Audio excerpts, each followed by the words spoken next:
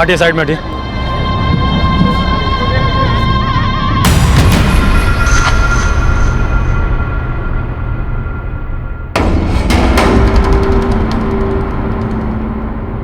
Sharma, yes sir. देखो इधर। यादव, तुम इधर देखो।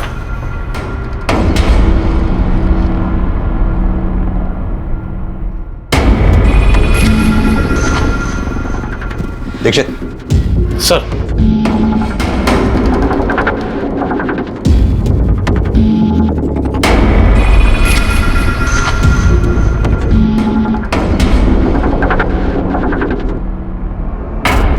सर, शायद ये फोन और ये लैपटॉप नेहा का ही है। सारे एविडेंसेस इकट्ठा कर लो। सर।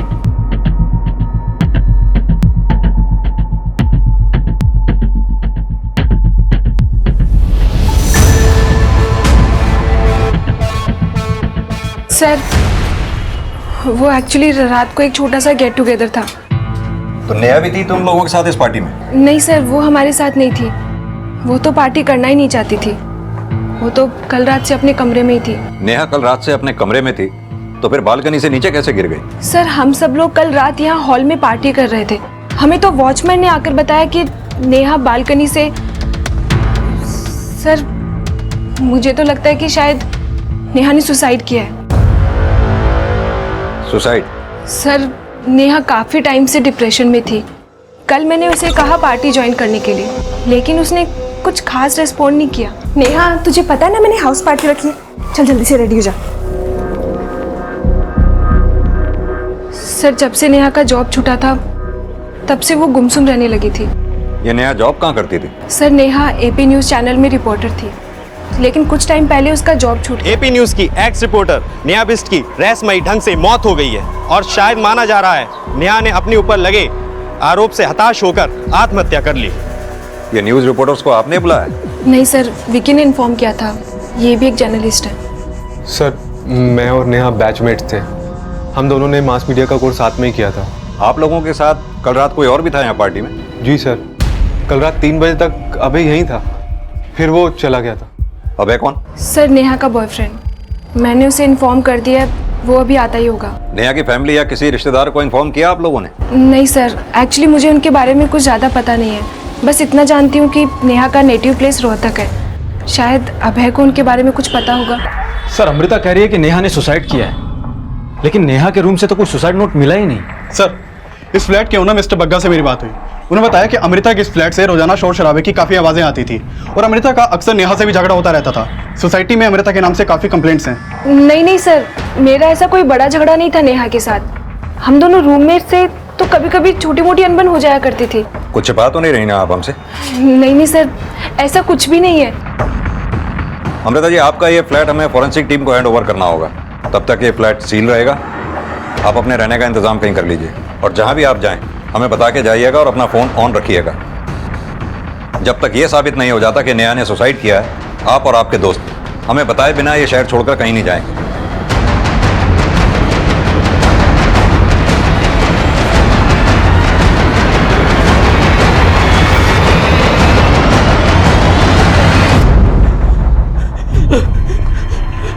अमृता, अमृता ये कैसे हो गया? अमृता क्या हो गया? अमृता नहीं पता नेहा ने कब और कैसे कर लिया। आप कौन? सर, ये अभय है, नेहा का दोस्त। सर, मेरा नाम धीरज सांगवान है। मैं नोएडा सेक्टर 7 में रहता हूँ। तुम नेहा को कब से जानते हो? सर, जब से वो अमृता के घर रहने आई। अमृता मेरी बहुत अच्छी फ्रेंड है और उसी ने मुझे यहाँ इन्वाइट किया था। सर, मेरा नाम आकांक्षा शुक्ला है। मैं लक्ष्मी नगर में रहती हूँ। मैं और नकुल तो नेहा को ठीक से जानते तक नहीं है। हम दोनों डिम्पी के फ्रेंड हैं और उसके कहने पे ही यहाँ पर आई थी। सर, मेरा नाम डिम्पी शर्मा है। मैं मयूर विहार में रहती हूँ और मैं यहाँ पे विक्की के साथ ही आई थी और विक्की ही नेहा को जानता है। सर, वो एक्चुअली नेहा को उसके बॉस ने जॉब से निकाल दिया था क्योंकि गाजियाबाद के एक मैटरनिटी क्लिनिक के डॉक्टर गोयल ने नेहा पर ब्लैकमेलिंग का केस किया था। सर, नेहा ने उसके मैटरनिटी क्लिनिक में स्टिंग ऑपरेशन किया था और डॉक्टर गोयल ने कहा कि नेहा ने उनसे 5 लाख रुपए की डिमांड की थी न्यूज़ ना रिले करने के लिए। सर, इसी वजह से नेहा के न्यूज़ चैनल के एडिटर ने उसको जॉब से निकाल दिया। सर, नेहा इस वजह से बहुत डिप्रेशन में थी, लेकिन वो इतना बड़ा स्टेप ले लेगी सर, ऐसा मैंने नहीं सोचा था। तो तुम भी ये मानते हो कि नेहा ने आत्महत्या की है? आई डोंट नो सर, पर अमृता ने तो मुझे फ़ोन पर यही बताया। लेकिन उसी अमृता ने हमें यह भी बताया कि तुम रात 3 बजे तक नेहा के साथ में थे। हमें यह भी पता चला कि नेहा और अमृता के बीच अक्सर झगड़े हुआ करते थे। क्या ये बात नेहा ने तुम्हें पहले बताई थी? सर, कल रात नेहा काफ़ी अपसेट थी। नेहा, जो हुआ उसे भूल जाओ। कब तक यूं ही गुमसुम रहोगी? देखो ना कितनी रात हो चुकी है, जाके सो जाओ। तुम जाओ अभय, मैं सो जाऊंगी। तुम चलो मेरे साथ, आओ। अभय प्लीज प्लीज जाओ, मैं सो जाऊंगी।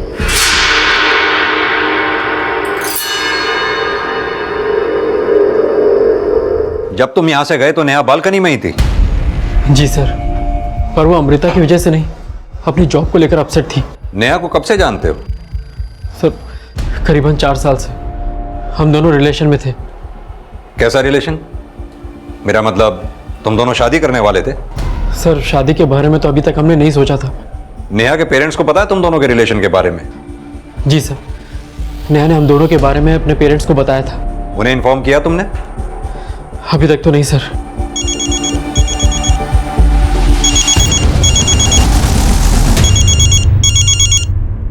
हेलो, आप नेहा के फादर बोल रहे हैं? हाँ बोल रहा हूँ। आप कौन? मैं सब इंस्पेक्टर वरुण दीक्षित बोल रहा हूँ।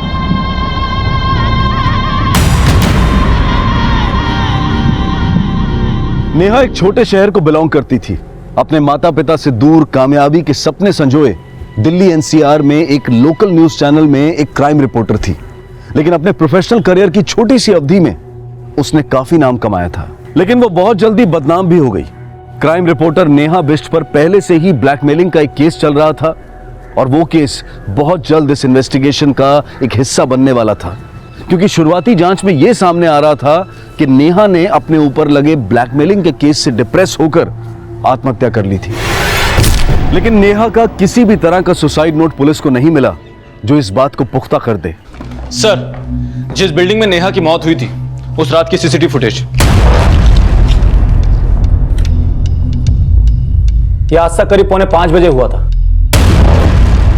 और यहां देखिए सर, 3:15 बजे नेहा के बॉयफ्रेंड अभय को बिल्डिंग कंपाउंड से बाहर जाते हुए देखा गया था। सर मैं टेक्निकल एक्सपर्ट से नेहा का मोबाइल ऑन करवाया तो मालूम चला कि उसके मोबाइल से सारे मैसेजेस और कॉल हिस्ट्री डिलीटेड है। सर, अगर नेहा को सुसाइड ही करना था तो अपने मैसेजेस और कॉल हिस्ट्री डिलीट क्यों करती? नेहा ने सुसाइड किया ये तो सभी बोल रहे हैं, लेकिन नेहा के साथ जब ये हादसा हुआ तो नेहा की फ्रेंड अमृता और उसके बाकी दोस्त पार्टी मना रहे थे। नेहा के साथ जॉब का इशू था ये तो पता करो ही, साथ में अमृता और बाकी फ्रेंड्स सभी को इन्वेस्टिगेट करो, शायद इस केस में कोई लीड मिले। सर बाहर नेहा के पेरेंट्स आए। सर माना कि नेहा परेशान थी क्योंकि उस पर झूठे एलिगेशन लगाए गए थे, पर वो अपने आप को जल्दी इनोसेंट साबित करने को भी कहती थी। सर, वो बहुत स्ट्रांग लड़की थी, सुसाइड तो कभी भी नहीं कर सकती। आपकी आखिरी बार नेहा से कब बात हुई थी? सर, 3-4 दिन पहले ही हमारी नेहा से बात हुई थी। हम तो उसे सब कुछ छोड़कर वापस रोहतक आने के लिए कह रहे थे, पर उसने मना कर दिया। पापा, अगर मैं बिना कुछ किए पलट गई तो दुनिया तो यही समझेगी ना कि मैं गलत थी। मैं जानता हूं कि तू कभी कोई गलत काम कर ही नहीं सकती, पर बेटा ये सब हुआ कैसे? पापा, उस डॉक्टर ने मुझ पर गलत एलिगेशंस लगाए हैं, पर मैंने कभी नहीं सोचा था कि हमारे एडिटर भी मेरे साथ विश्वासघात करेंगे। नेहा को नर्सिंग होम के डॉक्टर आकाश गोयल और नेहा के बॉस राघव सिंह दोनों ने मिलकर कॉन्स्पिरेसी का शिकार बनाया है। सर, डॉक्टर से पैसा लिया राघव सिंह ने और फंसा मेरी बेटी को दिया। एपी न्यूज की एक्स रिपोर्टर नेहा बिष्ट की रहस्यमय ढंग से मौत हो गई है और शायद माना जा रहा है कि नेहा ने अपने ऊपर लगे आरोप से हताश होकर आत्महत्या कर ली है। सर, गाजियाबाद के गोयल मैटरनिटी क्लिनिक के डॉक्टर आकाश गोयल ने 4 मार्च को नेहा पे ब्लैकमेलिंग का केस फाइल किया था। उसने नेहा पे एलिगेशन लगाया था कि नेहा ने उसके क्लिनिक में फेक स्टिंग ऑपरेशन किया, जिसके बेस पे नेहा ने उससे 5 लाख रुपए मांगे। और सर, उसने धमकी भी दी थी कि अगर उसने नेहा को पैसे नहीं दिए तो नेहा उस फुटेज को रिले करवा देगी। और सर, ये भी पता चला है कि नेहा जिस न्यूज चैनल के लिए काम करती थी वो न्यूज चैनल वाले नेहा की मौत को सुसाइड बता के रिले कर रहे हैं। उनका कहना है कि नेहा खुद को कभी सही साबित नहीं कर पाई, इसलिए फ्रस्ट्रेशन में आके उसने सुसाइड कर लिया। ये न्यूज चैनल वाले किसी भी केस की कोई भी कहानी बनाकर दिखा देते हैं। ये नेहा बिष्ट के बॉस राघव सिंह से जाके मिलो, देखो क्या कहता है। सर,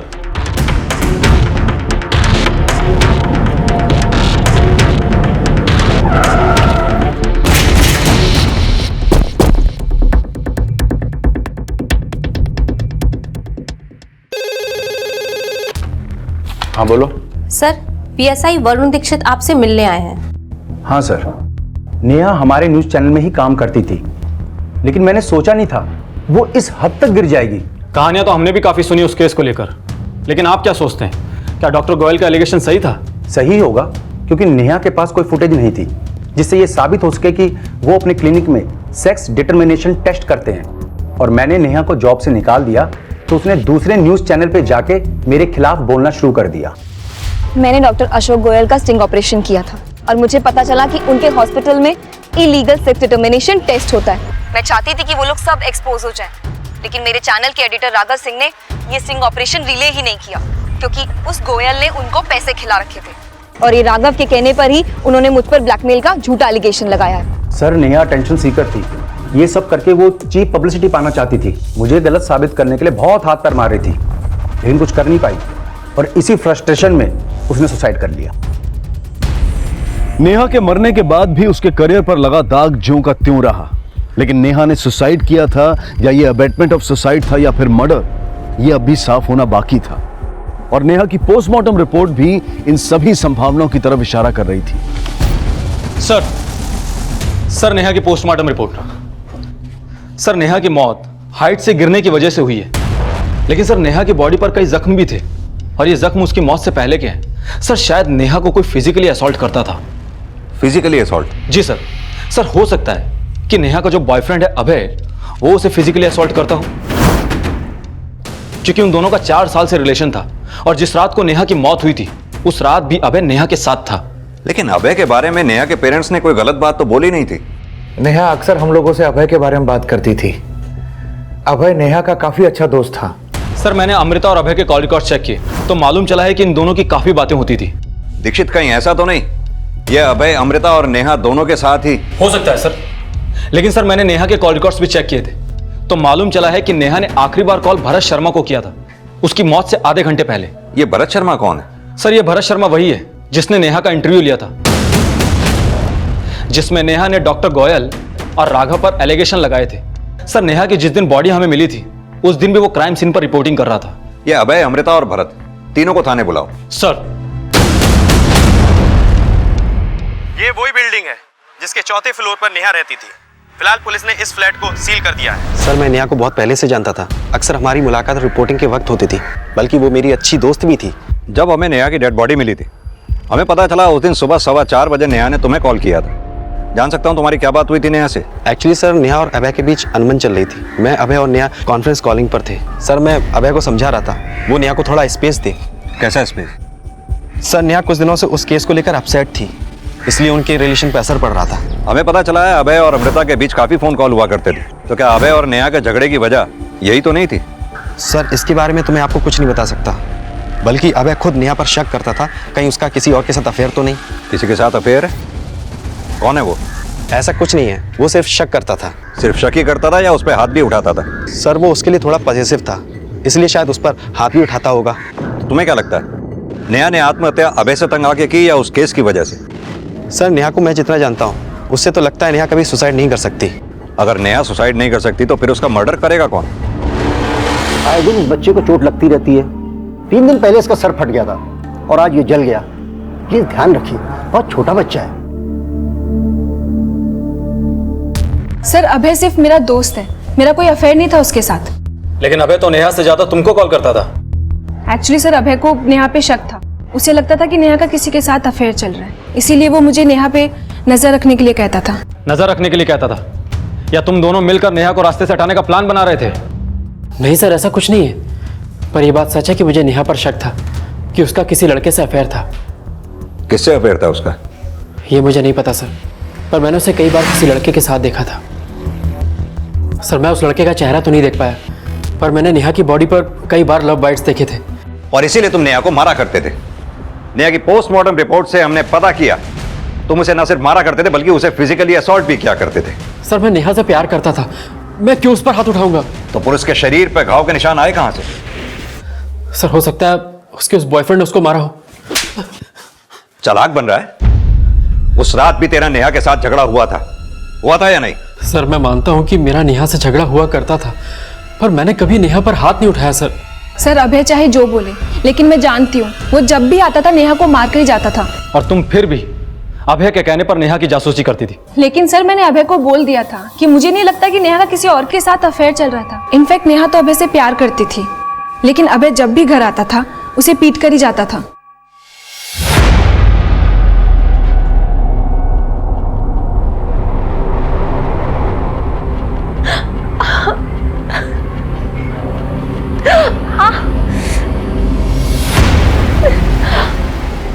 नेहा, क्या हुआ?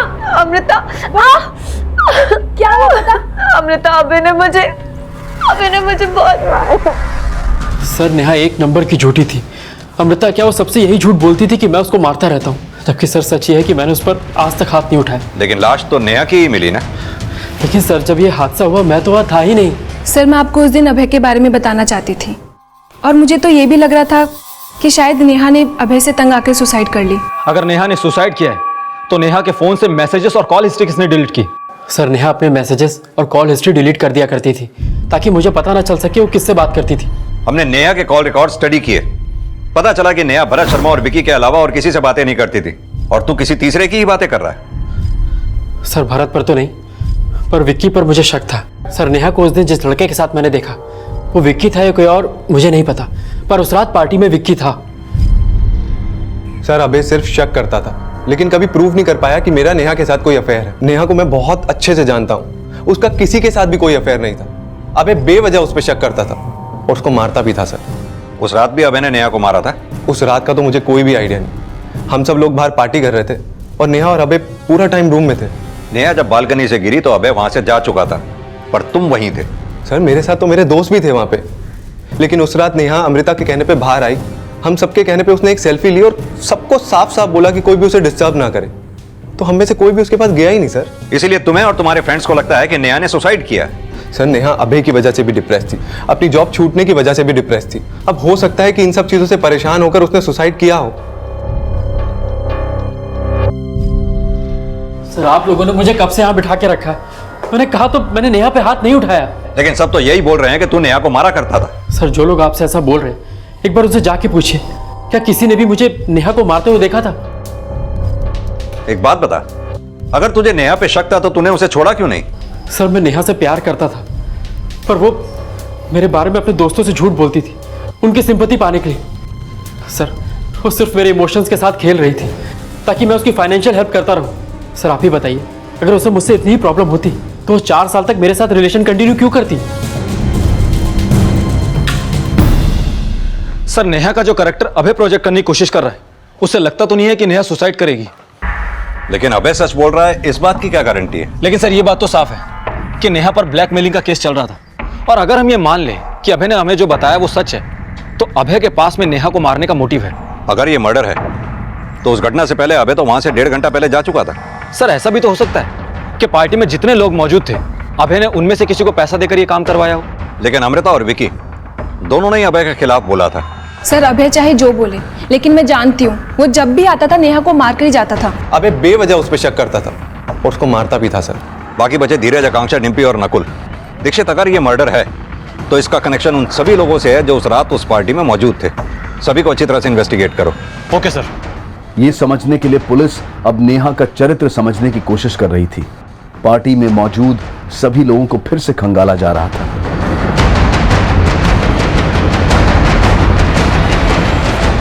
लेकिन नेहा के माता पिता अभय के बयान को झूठा बताकर यह दावा कर रहे थे कि नेहा कभी सुसाइड नहीं कर सकती।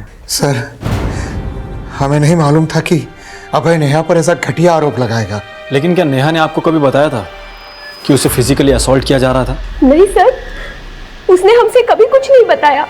वो अपनी तकलीफ कभी हमसे शेयर नहीं करती थी। यह भी तो हो सकता है कि नेहा को अभय असॉल्ट ना करता हो, कोई और करता हो। आपको क्या लगता है, क्या नेहा की लाइफ में अभय के अलावा कोई और भी था?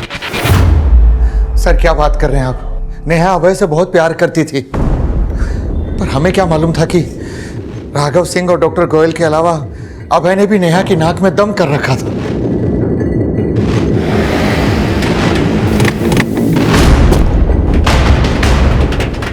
अरे सर, नाक में दम कर दिया था उसने। पहले हमने प्यार से समझाया कि बेवजह हमें परेशान ना करे, लेकिन वो तो हमें ब्लैकमेल करने लगी। लेकिन नेहा ने ऐसे ही तो आरोप नहीं लगाया होगा आपके ऊपर, उसे कुछ तो मिला होगा ना आपके खिलाफ। वो हमें डरा के 5 लाख ऐंठना चाहती थी, लेकिन हम डरे नहीं और हमने नेहा और उसके दोस्त के खिलाफ केस फाइल कर दिया। लेकिन वो दोस्त था कौन जिसने नेहा के साथ मिलकर आपके क्लिनिक का स्टिंग ऑपरेशन किया था? कोई स्टिंग ऑपरेशन नहीं किया, लेकिन हाँ, नेहा के बिहाफ पे उसका दोस्त भी हमें ब्लैकमेलिंग कॉल्स करता था। लेकिन वो लड़का कौन था ये हमें पता नहीं चला, क्योंकि वो हमारे सामने कभी आया ही नहीं।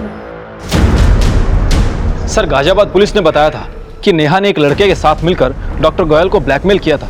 वो लड़का कौन था अब तक तो उसका कुछ पता नहीं चल पाया, और नेहा इन सबको डॉक्टर गोयल की मनगढ़ंत कहानी बताती थी। दीक्षित, मान लो कि अगर वो लड़का है तो हो सकता है ये लड़का वही हो जिसे अभय ने नेहा के साथ देखा था। सर, अगर वाकई में वो लड़का है तो नेहा के कॉल रिकॉर्ड्स में कोई क्लू क्यों नहीं मिला? हो सकता है नेहा का कोई दूसरा नंबर भी हो। कि नेहा से जुड़ी हर इन्फॉर्मेशन को निकालो। नेहा ने जिन जिन केसेस की रिपोर्टिंग की है उस केस से जुड़े सभी लोगों से मिलो, हो सकता है कोई क्लू मिले। सर, इस केस में अब उस एंगल को भी इन्वेस्टिगेट किया जा रहा था जिसमें ऐसा अनुमान लगाया जा रहा था कि शायद नेहा का अभय के अलावा किसी और से भी अफेयर था। लेकिन क्या उस लड़के का वाकई कोई अस्तित्व था जिसे नेहा का अज्ञात बॉयफ्रेंड समझा जा रहा था? सर, जब मैं ये मान ही नहीं सकता कि नेहा ने उस डॉक्टर को ब्लैकमेल किया होगा, तो मैं ये कैसे मान सकता हूँ कि नेहा के ब्याह पर किसी लड़के ने उस डॉक्टर को कॉल किया होगा? कहीं ऐसा तो नहीं वो तुम ही थे? वो प्लानिंग भी तुम दोनों ने मिलकर ही की थी। नहीं सर, तब नेहा राघव सिंह के न्यूज़ चैनल के लिए काम करती थी और ऐसे बड़े काम सीक्रेट होते हैं। सर, मुझे नेहा ने कभी स्टिंग के बारे में नहीं बताया था। सर, नेहा बहुत ही अच्छी लड़की थी। वो पैसों के लिए नहीं बल्कि सच्चाई के लिए काम करती थी, और उसने मेरे हक की लड़ाई भी लड़ी। और यही नहीं, उसने मुझे मेरे ससुराल वालों से मेरा हक भी दिलवाया। सर, मुझे मेरे पति की वजह से एड्स हुआ और उसने मुझ पर ही झूठा आरोप लगाकर मुझे घर से बाहर निकाल दिया। लेकिन इन सब में नेहा ही आगे आई मुझे इंसाफ दिलवाने के लिए। मुझे पूरा विश्वास है नेहा सच्चाई के लिए लड़ रही थी। नेहा राघव सिंह के षड्यंत्र का शिकार हुई थी। सर, नेहा कभी हार नहीं मान सकती थी और वो बिना लड़े अपनी जिंदगी से कभी अलविदा नहीं कह सकती है। 25 वर्षीय नेहा बिष्ट ने आत्महत्या की या उसे किसी ने उकसाया, ये अब तक साफ नहीं हो पाया है, पर ये भी माना जा रहा है कि ये एक मर्डर हो सकता है। पुलिस इस केस में अब भी नेहा के बॉयफ्रेंड अभय त्यागी को सस्पेक्ट मान रही। अभय के अलावा नेहा के वो दोस्त भी सस्पेक्ट लिस्ट में है जो नेहा की संदिग्ध मौत के वक्त उसके साथ मौजूद थे।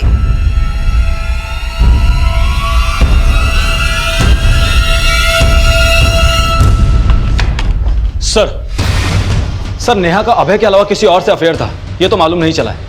लेकिन सर, मैंने विक्की के कॉल रिकॉर्ड चेक किए तो मालूम चला है कि आज से 10 दिन पहले तक विक्की की राघव सिंह से बात हुआ करती थी। दीक्षित, कहीं ऐसा तो नहीं कि राघव ने ही विक्की को नेहा को मरवाने के लिए हायर किया हो? क्योंकि राघव सिंह को यह डर था कि कहीं नेहा उसे एक्सपोज ना कर दे। सर, मैं मानता हूं मैं राघव को फोन करता था, लेकिन मैंने राघव के कहने पे नेहा को नहीं मारा सर। तो फिर राघव को फोन क्यों करता था? सर, मैं राघव को ही नहीं बल्कि उसके चैनल में बाकी रिपोर्टर से भी बात करता था फोन पे सर, क्योंकि मैं राघव के चैनल में जॉब करना चाहता था। क्यों? तुझे राघव नेहा से भी ज्यादा सच्चा लगता था? सर, ऐसा कुछ भी नहीं है, बल्कि मेरा राघव के चैनल में जॉब करने का आइडिया नेहा का ही था। वो चाहती थी कि मैं वहां जॉब करके राघव और उन डॉक्टर के खिलाफ एविडेंस कलेक्ट करूं। ऐसा भी तो हो सकता है तो राघव को नेहा की अपडेट देता हो और राघव के कहने पे ही तूने नेहा को। ऐसा कुछ भी नहीं है sir, please trust me sir. Abhay और अमृता के बाद अब विकी और राघव सिंह भी नेहा की संदिग्ध हत्या में प्राइम सस्पेक्ट थे, पर फिलहाल किसी के भी खिलाफ कोई ठोस सबूत नहीं मिल पाया था। और उनके साथ साथ पार्टी में मौजूद डिम्पी, धीरज, नकुल और आकांक्षा भी पुलिस की रडार पर थे। और इसी बीच इस केस में एक नया चेहरा सामने आया जिसने इस केस की दिशा ही बदल दी। Excuse me sir. जी बताइए। सर, मुझे सीनियर इंस्पेक्टर से मिलना है। कहिए, क्या बात करना चाहती हैं आप? सर, नेहा 2014 में हमारे मोहल्ले में किराए पे रहा करती थी। जब उसकी मौत की खबर मैंने टीवी पे देखी तो मुझे बहुत धक्का लगा। सर, मैं नेहा के बॉयफ्रेंड अभय के बारे में आपको कुछ बताना चाहती हूँ। बोलिए। सर, नेहा अपने बॉयफ्रेंड अभय से काफी तंग आ चुकी थी और 2014 में जब वो मेरे यहाँ रहती थी तो वो प्रेग्नेंट भी हुई थी। नेहा, नेहा, मैंने पनीर की सब्जी बनाई थी, तेरे लिए लेकर आई हूँ। क्या हुआ बेटा? कुछ नहीं मासी, बस ऐसे ही। सर, नेहा मेरा बहुत आदर करती थी। अपना दुख दर्द सब मुझसे बांटती थी। तभी उसने मुझसे कहा था कि अभय उससे शादी करने के बजाय उसका फिर से अबॉर्शन करवाना चाहता है। फिर से मतलब? सर, अभय पहले भी उसका अबॉर्शन करवा चुका था और इसी वजह से नेहा इधर उधर कई घर बदल चुकी थी। और 2014 में जब वो प्रेग्नेंट हुई थी तो इस बार वो बच्चा गिराना नहीं चाहती थी। बेटा तू घबरा मत, तू ये बात अपने पेरेंट्स को क्यों नहीं बताती? नहीं मासी, लोग बहुत परेशान हो जाएंगे। लेकिन अभय तुझसे शादी ही नहीं करना चाहता तो तू इस बच्चे को कैसे रखेगी? नहीं मासी, अभय मुझसे शादी करे या ना करे, मैं इस बच्चे को जन्म जरूर दूंगी। और फिर सर कुछ दिनों के बाद नेहा बिना अभय को बताए चंडीगढ़ शिफ्ट हो गई। उसके जाने के बाद अभय यहाँ आता था उसके बारे में पूछने के लिए, पर नेहा ने मुझे कुछ भी बताने के लिए मना किया था। नेहा चंडीगढ़ में किसके पास गई थी? सर ये तो उसने कभी नहीं बताया, लेकिन हाँ उसका फोन आया करता था। वहाँ चंडीगढ़ में उसने एक बेटी को जन्म दिया था। बेटी को जन्म दिया था? जी सर। फिर अचानक ही उसने कांटेक्ट करना बंद कर दिया और अब अचानक उसकी मौत के बारे में पता चला। और ये भी पता चला कि वो अभय से अभी भी टच में थी, तो मुझे बहुत हैरानी हुई। कैसी हैरानी? सर नेहा ने ही मुझसे कहा था कि वो अभय से कोई रिलेशन नहीं रखना चाहती, और ऐसा कभी सुनने में भी नहीं आया कि उसकी और नेहा की शादी हुई हो। नेहा ने अभय से शादी तो नहीं की? हाँ, अगर नेहा ने अभय के बच्चे को जन्म दिया था तो फिर वो बच्चा है कहाँ?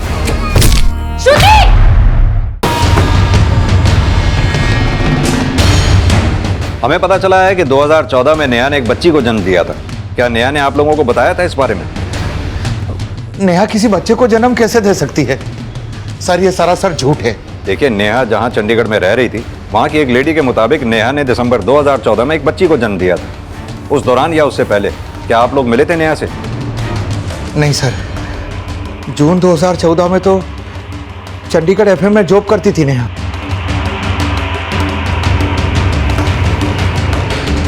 पुलिस ने जब चंडीगढ़ एफएम में कांटेक्ट किया तो सामने आया कि नेहा ने वहां जून 2014 में ज्वाइन किया था। लेकिन क्या नेहा सच में 2014 में प्रेग्नेंट थी? हाँ सर, प्रेगनेंसी के टाइम पे भी वो काम कर रही थी और सिटी हॉस्पिटल में उसने एक लड़की को भी जन्म दिया था। लेकिन उसके बाद उसने जॉब से रिजाइन दे दिया और नोएडा शिफ्ट हो गई। अच्छा, क्या नेहा ने अपनी बच्ची के बाप के बारे में आपको बताया? I mean, उसका हस्बैंड कौन है? नहीं सर, उसने अपने हस्बैंड के बारे में कभी कुछ नहीं बताया, बस कहती थी कि आउट ऑफ इंडिया रहते हैं। जब नेहा यहाँ पर जॉब करती थी उस दौरान उससे कोई मिलने के लिए आता था? नहीं सर, वो तो अकेली रहती थी। सर, मैंने पता किया, नेहा ने चंडीगढ़ के एक हॉस्पिटल में 16 दिसंबर को एक लड़की को जन्म दिया था। लेकिन सर, नेहा ने हॉस्पिटल रिकॉर्ड में अपने हस्बैंड का नाम नहीं बताया। अगर नेहा ने वाकई किसी बच्ची को जन्म दिया था तो वो बच्ची है कहाँ पर? सर, नेहा की बेटी इस वक्त कहाँ होगी ये तो मालूम नहीं चला है। और सर, मैंने नेहा की रूममेट अमृता और नेहा से जुड़े बाकी सभी लोगों से पूछताछ की, लेकिन कोई कुछ नहीं जानता। सर, मैंने अभय के बैंक अकाउंट भी चेक किए, वो हर महीने किसी पूनम त्यागी के नाम पर पैसा ट्रांसफर करता है। पूनम त्यागी? ये अभय का सरनेम भी तो त्यागी ही है ना? क्या लगती होगी वो उसकी?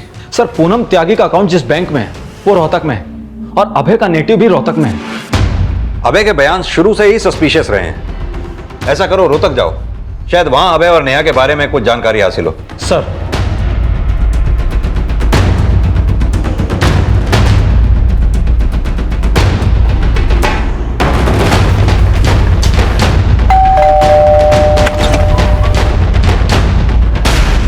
जी? अभय त्यागी का घर यही है? जी हाँ, लेकिन वो नोएडा में रहते हैं। आप अभय त्यागी क्या लगती है? जी हम उनकी पत्नी हैं। आपका नाम? जी पूनम त्यागी। ये बच्ची किसकी है?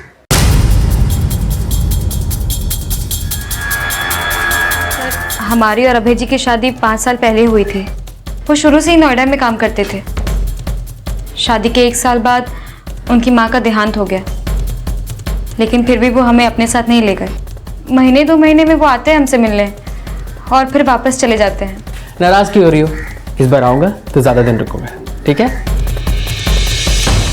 अब हंस भी दो। हम माँ नहीं बन पा रहे थे। गोद लिया है? उन्होंने हमसे झूठ कहा था। अभी कुछ समय पहले ही हमें पता चला कि ये उनकी प्रेमिका नेहा बिष्ट की बेटी है। नेहा बिष्ट की? आपको नेहा के बारे में किसने बताया था? सर, अभी कुछ समय पहले यहाँ एक आदमी आया था। जी? आप अभय की पत्नी हैं? जी, उसने मुझे अभय जी और नेहा के संबंध के बारे में सब कुछ बताया। उसने ये कहा कि अभय जी ने नेहा की मर्जी के खिलाफ ये बच्ची मुझे लाकर दी है। नेहा यहाँ आएगी और अपनी बच्ची अपने साथ ले जाएगी। उसके जाने के बाद हमने अभय जी को फोन भी किया था। अरे क्या बकवास कर रही हो तुम? मैं किसी नेहा वेहा को नहीं जानता। लेकिन वो आदमी तो कह रहा था ये बच्चा आपका और नेहा का है। अरे भाड़ में क्या वो आदमी? तू मेरी बात का विश्वास करेगी या उस गैर मर्द का? वो सिर्फ यही कहते रहे कि ये सब झूठ है। तो क्या फिर नेहा यहाँ पर आई थी?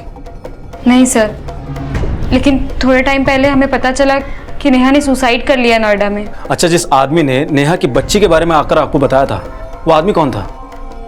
सर, उसने हमें अपने बारे में कुछ नहीं बताया।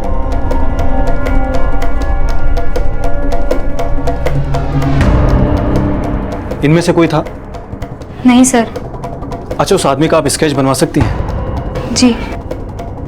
एक तरफ पुलिस पूनम त्यागी की मदद से उस आदमी का स्केच बनवा रही थी और वहीं फरीदाबाद से अभय त्यागी को अरेस्ट कर लिया गया और स्केच बनाते ही उस आदमी की पहचान भी पता चल गई जिसे पहले नेहा का बॉयफ्रेंड समझा जा रहा था।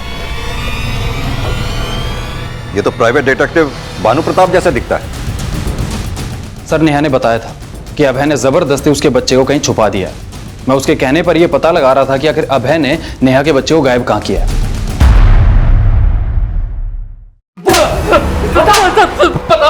बोल, नेहा को तूने मारा है ना? बोल। सर, बताता हूँ सब बताता हूँ सर। चल बता। सर, वो मेरी और नेहा की ही बच्ची थी। सर, मैं नहीं चाहता था कि वो बच्ची जन्म ले, पर नेहा मुझे बिना बताए चंडीगढ़ भाग गई और 2015 में जब वो नोएडा वापस आई तो आकर मुझसे मिली। सर, मुझे डर था कि नेहा मुझे कभी भी एक्सपोज कर सकती है, इसलिए मैंने उसको झांसे में लेकर उसको झूठ बोला और उस बच्ची को वहां से गायब कर दिया और वो बच्ची अपनी बीवी को दे दी। उसको बोला कि मैंने इसे अडॉप्ट किया है। और नेहा को जब ये पता चला कि उसका बच्चा तेरे पास है तो नेहा को मरवा दिया? सर, मैं मानता हूँ कि मुझे पता था कि भानु की मदद से नेहा को सब पता चल गया था, लेकिन सर उस रात मैंने नेहा को सिर्फ धमकी दी थी और कुछ नहीं। तुम्हें बच्चा चाहिए ना, वो मैं तुम्हें लाके दूंगा, लेकिन अगर मेरे खिलाफ कुछ भी बोला ना तो अंजाम अच्छा नहीं होगा। क्या कर लोगे? जान से मारोगे? अरे जान से मारना होता ना तुझे बहुत पहले मार चुका होता, कि मैं तुझे अपनी जान बना के रखना चाहता हूँ। हट। और उसके बाद मैं वहां से चला गया। सर, मेरा यकीन मानिए, मैंने कुछ नहीं किया। कुछ नहीं किया? एक लड़की की जिंदगी तबाह कर दी, एक मां से उसके बच्चे को छीन लिया, कहता कुछ नहीं किया? जो लड़की बिना शादी किए, बिना पिता के नाम के एक बच्ची को जन्म देने की हिम्मत जुटा सकती है, मुझे नहीं लगता वो सुसाइड करेगी। खासतौर से तब जब उसे यह पता चल चुका हो कि उसकी बच्ची अभय की बीवी के पास है। दीक्षित, मुझे नहीं लगता ये सुसाइड है, ये मर्डर। लेकिन सर, ये मर्डर अभय ने तो नहीं किया होगा, क्योंकि वो हादसा होने से 1.5 घंटे पहले ही वहां से निकल चुका था और बहुत तोड़ने के बावजूद भी वो यही मान रहा है कि उसने नेहा को मारने के लिए किसी को पैसा नहीं दिया। अगर नेहा के मर्डर में अभय की इन्वॉल्वमेंट नहीं है तो बाकी बचे अमृता, विकी, धीरज, डिम्पी, नकुल और आकांक्षा, इनमें से कोई भी हो सकता है, क्योंकि नेहा के साथ जो कुछ भी हुआ ये सभी उस क्राइम सीन पर उस वक्त मौजूद थे। सर, पूनम जहां रहती थी वहां से पता चला कि वो नेहा की बच्ची को अक्सर मारा करती थी और पिछले 15 दिनों में बच्ची को काफी चोटें भी आई। सर, हमें जब पता चला कि वो बच्ची अभय जी और उनकी प्रेमिका की है तो हमें उससे नफरत सी होने लगी। हम मानते हैं सर कि गुस्से में हमने उस पर हाथ उठाया, लेकिन सर। लेकिन क्या बच्ची से ही नफरत हुई या नेहा से भी? हमें सबसे ज्यादा नफरत अभय जी से है। हमारा बस चलता तो हम उसको मार देते हैं। कहीं नेहा को भी मरवाने में तुम्हारा हाथ तो नहीं है? नहीं सर, हम उसे क्यों मरवाएंगे? दीक्षित, मुझे नहीं लगता इस पूनम का नेहा के मर्डर से कोई कनेक्शन होगा। फिर भी पूनम की सारी एक्टिविटीज पता करो। सर,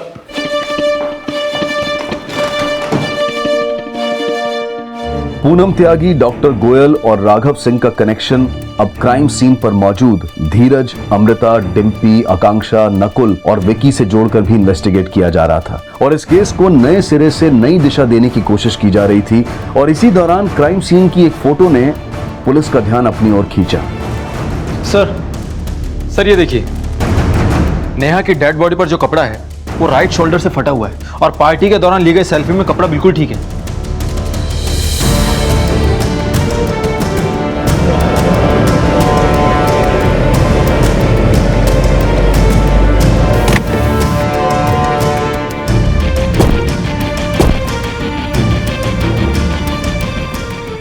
सर ये रेलिंग तो बिल्कुल प्लेन है, इस पर ऐसी कोई भी नुकीली चीज नहीं है जिससे सुसाइड करते वक्त नेहा के कपड़े फट जाए। लेकिन सर अभय का कहना था कि उस रात को अभय और नेहा के बीच में सिर्फ बहस हुई थी, हाथापाई नहीं। सर उस रात मैंने नेहा को सिर्फ धमकी दी थी और कुछ नहीं। लेकिन दीक्षित इतना होता है कि नेहा की किसी ना किसी के साथ जरूर झड़प हुई थी। सर पूछताछ के दौरान पता चला था कि अमृता और नेहा के बीच में झगड़ा होता था और अमृता अभय के कहने पर नेहा की जासूसी कर रही थी। हो सकता है कि उस रात को भी अमृता और नेहा के बीच में झगड़ा हुआ हो, या फिर अभय के कहने पर अमृता ने नेहा को मारने की कोशिश की हो और वो उसमें कामयाब भी हो गई हो। सर मैं मानती हूँ कि मेरा और नेहा का झगड़ा होता था, लेकिन सर मैं उसे क्यों मारूंगी? अभय तुम्हें नेहा के जासूसी करने के लिए पैसे दिया करता था, तो ये भी तो हो सकता है कि ये बात नेहा को पता चली हो और अभय के जाने के बाद तुमने नेहा को। नहीं सर, मैं मानती हूँ कि नेहा को पता चल गया था कि अभय मुझे पैसे देता था, लेकिन सर मैंने नेहा के साथ कुछ नहीं किया और मैं पूरे टाइम पार्टी में थी। अगर तुम पार्टी में थी तो कोई तो होगा जो अभय के जाने के बाद नेहा के कमरे में गया होगा। सर सबके कहने पर अभय के जाने के बाद मैं उसके कमरे में गई जरूर थी, लेकिन वो बाहर आई और एक बार सेल्फी खिंचा के वो वापस अपने कमरे में चली गई। सर नेहा के कमरे में जाने के बाद मैं अपने मोबाइल पर पार्टी का वीडियो रिकॉर्ड कर रही थी। आप चाहे तो वीडियो की टाइमिंग चेक कर सकते हैं।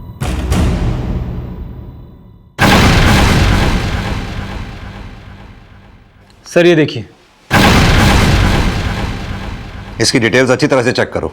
Okay sir.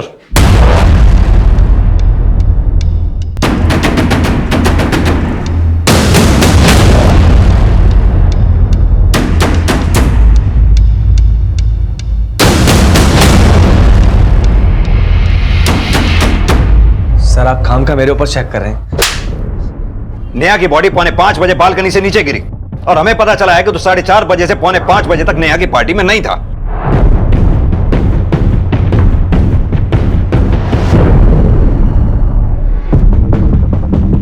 सर सकता सर मैं वॉशरूम गया हूं। तू कहां गया था, क्या किया, सब पता चल गया हमें। हमें यह भी पता चला है कि तूने फेसबुक पे फेक आईडी बना रखी थी जिस पे तू लगातार नेहा को फ्रेंडशिप रिक्वेस्ट भेज रहा था। अब तो खुद सच बोलेगा या हम उगलवाए? बोल। बता दो साहब, उस रात में जब वॉशरूम गया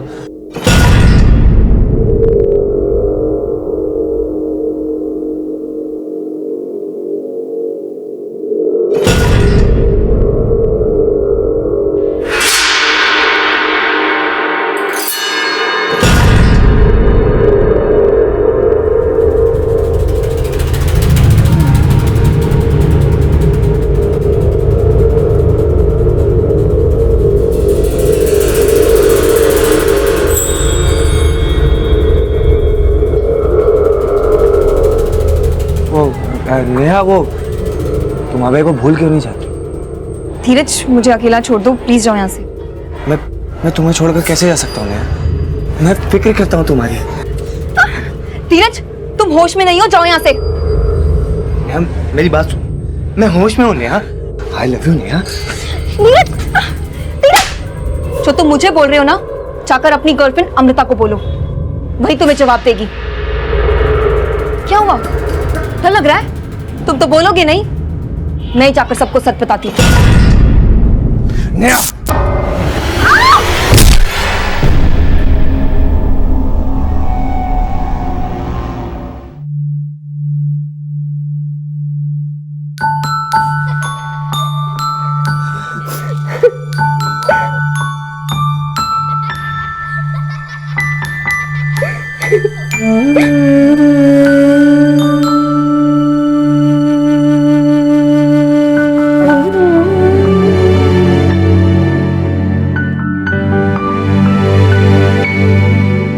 हालांकि नेहा के जीते जी उसे उस केस में क्लीन चिट नहीं मिल पाई जिसमें डॉक्टर गोयल द्वारा उस पर ब्लैकमेलिंग का आरोप लगाया गया था, लेकिन यह जग जाहिर था कि नेहा ना सिर्फ एक जुझारू रिपोर्टर थी बल्कि एक ऐसी मां भी थी जिसने अपने बच्चे को जन्म देने के लिए पिता के नाम को और शादीशुदा होने को भी जरूरी नहीं समझा। अब नेहा के माता पिता और उसका दोस्त और क्राइम रिपोर्टर भरत शर्मा नेहा की वो अधूरी लड़ाई लड़ने की कोशिश कर रहे हैं जिसमें नेहा को नहीं बल्कि न्यूज एडिटर राघव सिंह और डॉक्टर गोयल को दोषी मानकर उनके खिलाफ कार्रवाई की जा रही है। हालांकि वो केस अब भी कोर्ट के अधीन है, लेकिन हम उम्मीद करते हैं कि जीत सच की होगी। देखते हैं हमारे आज के एपिसोड की दूसरी कहानी।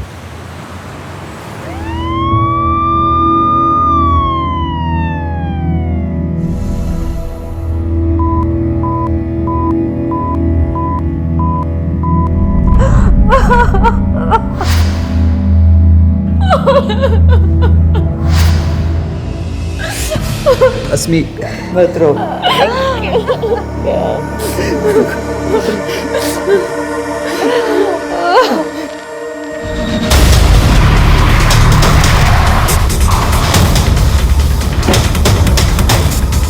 मिस्टर शशांक, बच्चे को सबसे पहले किसने देखा? सर मैं फैक्ट्री में था और पता नहीं ये सब कैसे।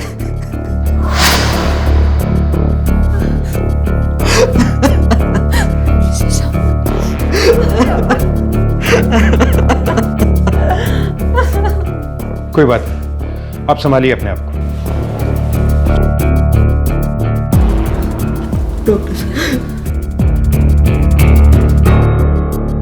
बच्चे की हालत बहुत नाजुक है, उसका निजी अंग लिंक काटा गया है।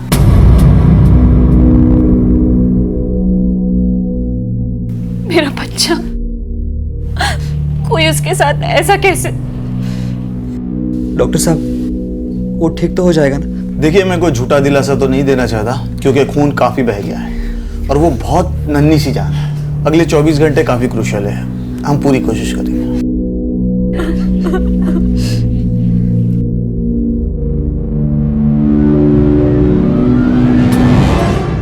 बंधीकरण यानी कि कैस्ट्रेशन जैसी क्रूर घटना, और वो भी एक नन्ही सी जान के साथ, सुनकर ही रूह कांप जाए। लेकिन एक नवजात के साथ ऐसी क्रूरता कौन कर सकता है? और सबसे बड़ा सवाल है क्यों? और इस क्यों का जवाब ढूंढने में पुलिस को बहुत मुश्किल आने वाली थी।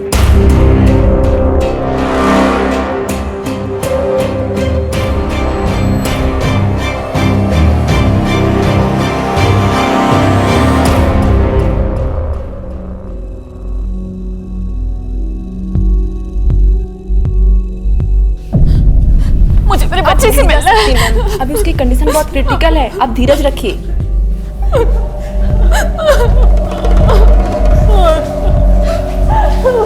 सर फैक्ट्री में थे मैं सर। बीवी ने फोन करके बताया कि हमारा छोटा बच्चा आविक। सर इतने छोटे बच्चे के साथ ऐसा कोई कैसे कर सकता है सर? हम भी वही पता लगाने की कोशिश कर रहे हैं। इन्वेस्टिगेशन शुरू कर दी है, जल्दी को लीड मिलेगी। आप अपने परिवार का ख्याल रखिए। मेडिकल से ये दवाई ले आइए तुरंत। जी सर।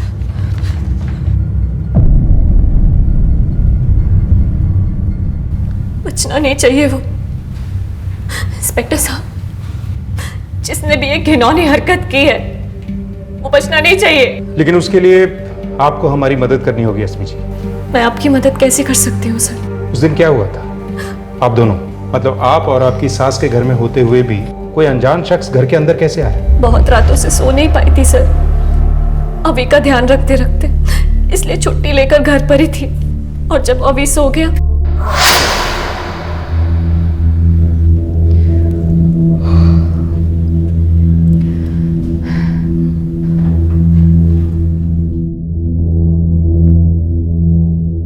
मम्मी जी, मैं बहुत थक गई हूँ, ऊपर सोने जा रही हूँ। अभी सोया हुआ है, आप थोड़ी देर उसका ध्यान रखना। हाँ हाँ तू सोने जा, मैं पूजा करके आती हूँ, मैं देखती हूँ।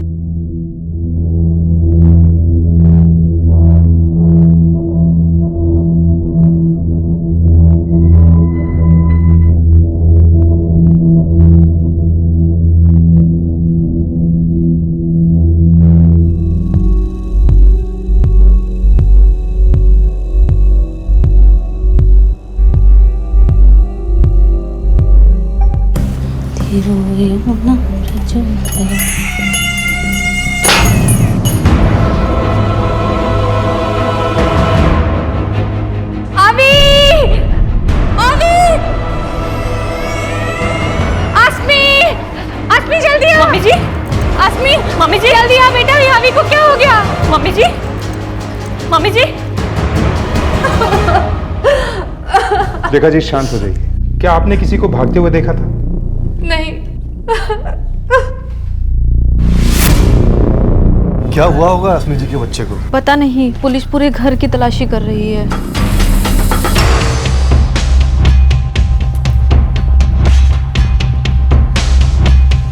रश्मि, इसे फॉरेंसिक के लिए भेजो।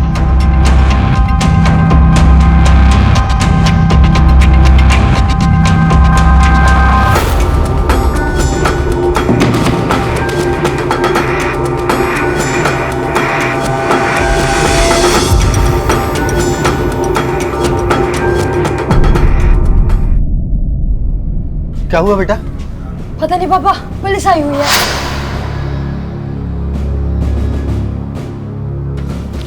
हाँ, अंदर नहीं जा सकते। अरे आप मुझे नहीं रोक सकते, ये मेरे भाई का घर है। एक मिनट, क्या प्रॉब्लम है आपको? ये मेरे भाई का घर है। देखिए, आपके भाई और उसकी पूरी फैमिली अभी सिटी हॉस्पिटल में। आप लोग चाहें तो वहां जाके मिल सकते हैं। अंदर मत आइए, आने मत देना किसी को।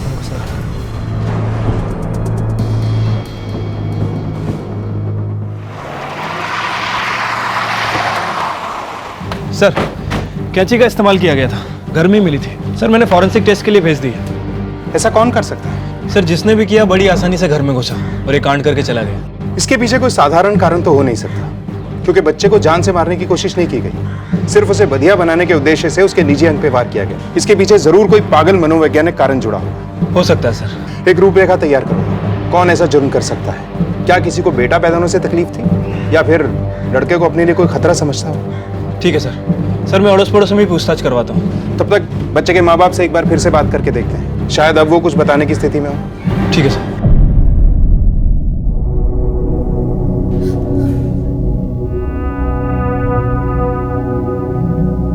आसमी, तुम घर जाके फ्रेश हुआ। हम सब है ना यहाँ पर। पता नहीं हमारे बच्चे के साथ कोई ऐसा कैसे कर सकता है। और वो किन्नर भी तो हो सकते हैं जो हमारे अभी के जन्म के बाद आए थे।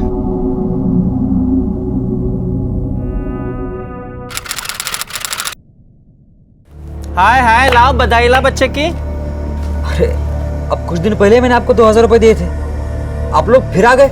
हाय हाय, हमें कब दिया? वो दूसरी थी। ला 2-3 हजार रुपए बच्चे के ऊपर से उतार के दे दे। ला, दे ना दे। क्या है तुम लोगों का? एक बार में समझ में नहीं आती, जब देखो मुंह उठा के चले आते हैं, पैसे का पेड़ में उगते हैं। निकलो यहाँ से। शशांक, तुम इन लोगों को नहीं जानते, ये लोगों को डरा डरा के उनसे पैसे हड़पते हैं। मैंने कहा निकलो यहाँ से। हाय, क्या हड़पते हैं रे? खुशी से 2-3 हजार रुपया बच्चे से उतार के मांग रहे। चल चुपचाप दे दे 2-3 हजार रुपया। चल ला। धमकी? धमकी किसको दे रहा हो? निकलो यहाँ से। गलत लोगों से पंगा ले रहा है तू, पछताएगा, एक दिन पछताएगा। श्राप लगेगा तुझे, तेरे बच्चे को, देखना। श्राप लगेगा? क्या श्राप लगेगा? भैया चुप हो जाओ तुम प्लीज। ये लीजिए, ये पैसे लीजिए। चल चल, नहीं चाहिए तेरे पैसे मुझे। चल, भिखारी समझ के रखा है क्या? पछताएगा, एक दिन पछताएंगे तुम लोग, देखना।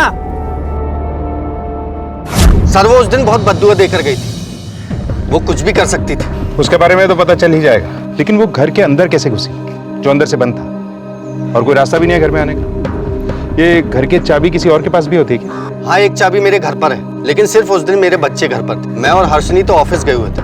आपके बच्चों की उम्र क्या है? मेरा बेटा मानव 13 साल का है और पिंकी 6 साल की। अब आप ये मत सोचने लगे कि ये काम मेरे बच्चों ने किया होगा। आप कुछ जल्दी ही अग्रेसिव नहीं हो जाते? बच्चों से पूछताछ तो करनी होगी।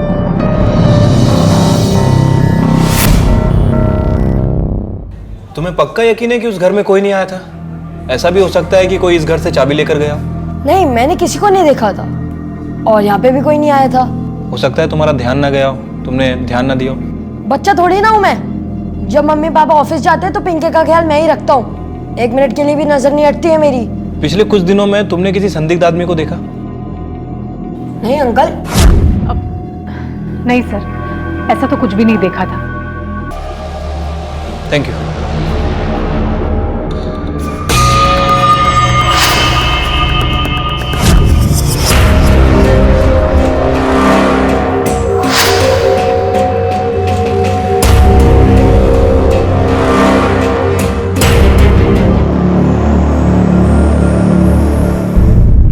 सर, अड़ोस पड़ोस में तो सब कुछ नॉर्मल ही लग रहा है। किसी के पास ऐसा कुछ करने की कोई ठोस वजह नहीं रख रही है। परिवार में बेटा होने की वजह से भी कोई जलन वाला मामला नहीं लग रहा है। काफी इज्जत है शशांक की कॉलोनी में। और उसका भतीजा मानव?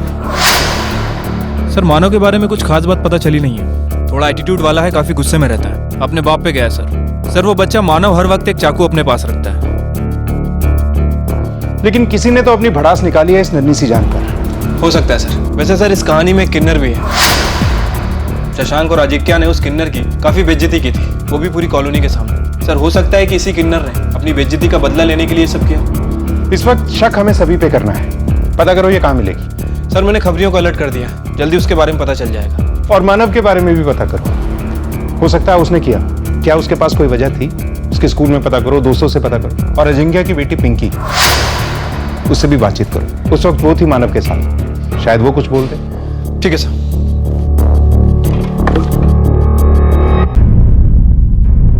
बेटा घबराने की कोई जरूरत नहीं है, अगर आपको कुछ पता है तो आप हमें बता सकते हो।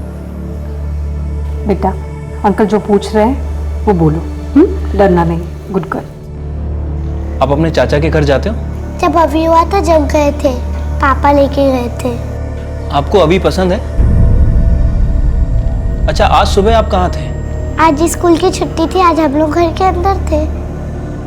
आपका भाई घर से बाहर गया था? नहीं, वो तो टीवी देख रहा था। और आपके मम्मी पापा? ऑफिस में। सर मानव की क्या दुश्मनी हो सकती है अभी और शशांक से? हम तो उनके परिवार के इतने करीब भी नहीं थे। क्यों? शशांक और अजिंक्य तो सगे भाई है ना, फिर भी। हाँ, पर वो दोनों अपनी अपनी लाइफ में बिजी है और मैं भी जॉब करती हूँ, और आजकल कहाँ वक्त मिलता है किसी से मिलने जुलने का।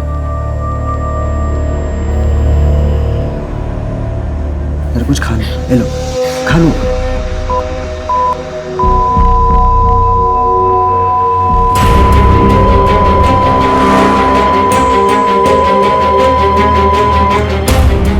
अरे रमेश जल्दी से डॉक्टर को बुलाओ। नर्स बच्चे को क्या हुआ? सर उछली नर्स, आप कहाँ पर है? बच्चों को देखना है मुझे अभी। अरे वो चेक कर रहे हैं सर, प्लीज आप यहाँ पे वेट करिए। डॉक्टर साहब देखो ना बच्चों को क्या हुआ? डॉक्टर सर एक मिनट सर।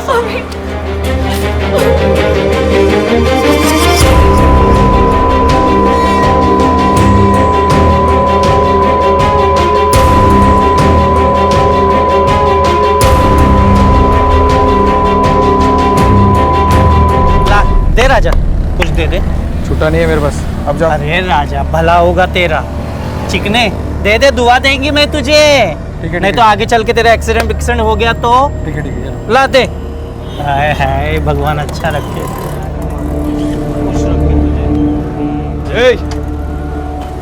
सलाम साहब। क्या नाम है तेरा? लक्ष्मी। बहुत बद्दुआएं दे रही लोगों को, क्या बात है? अरे कहाँ साहब, लोग या तो श्रद्धा से पैसे देते या तो डर के। कुछ दिन पहले यही बोलकर आई थी ना एक कॉलोनी में बच्चे के बाप को, जब उसने पैसे देने के लिए मना कर दिया था। याद आया? याद दिलाऊं? गलत लोगों से पंगा ले रहे तू, पछताएगा, एक दिन पछताएगा। शाप लगेगा तुझे तेरे बच्चे को, देखना। अरे साहब उसका भाई बहुत गुस्सा कर रहा था, गाली गलौज कर रहा था। हमारा भी कुछ आत्मसम्मान है कि नहीं? पैसे दे रहा था हमको, लेकिन नहीं, हम पैसे लिए बगैर वहाँ से चले गए हम लोग। चली तो गई, लेकिन गुस्सा तो होगा ना तेरे दिल में। बदला लेने की कोशिश तो की होगी ना तूने? अरे साहब ऐसे ही हम बदला लेने लगे, राह चलते पता नहीं कितने लोगों को मारना पड़े हमको। ये तो हमारा रोज का काम है। वो किस्सा तो मुझे याद भी नहीं था। और जाओ गुनहगार को पकड़ो, और कुछ मदद लगे तो मैं हूँ यहाँ, मुझे बुला लो। चलो जय हिंद।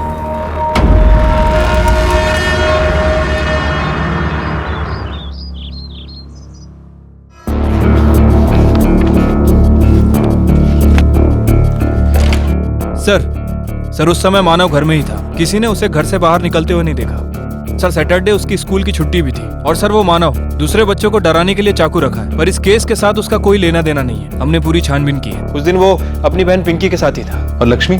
सर लक्ष्मी उस दिन के बाद कॉलोनी में नहीं दिखी, और ना ही उसका कोई साथी। इनफैक्ट वो उस दिन रामनगर में थी। रामनगर में किसी के घर पे कोई बच्चा हुआ था। सर उस दिन के बाद शशांक की कॉलोनी में किसी भी संदिग्ध व्यक्ति को नहीं देखा गया। क्या हो सर? शशांक की फैमिली हिस्ट्री में एक बड़ी अजीब चीज पता चली है। ये देखो,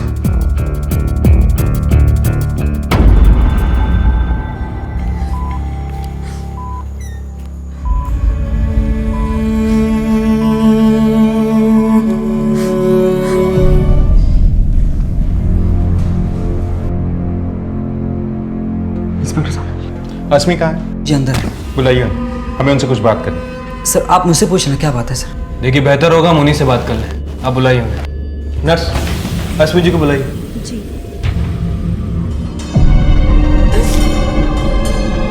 अस्मी मैम, आपको बाहर इंस्पेक्टर साहब बुला रहे हैं। मैं कहीं नहीं जाऊंगी अपने बच्चे को छोड़कर। मैम आपको बुला रहे हैं। कहा ना, नहीं जाऊंगी। सर वो नहीं आ रही हैं। ठीक है, तुम जाओ। जी। सर आपको जो भी पूछना है मुझसे पूछिए।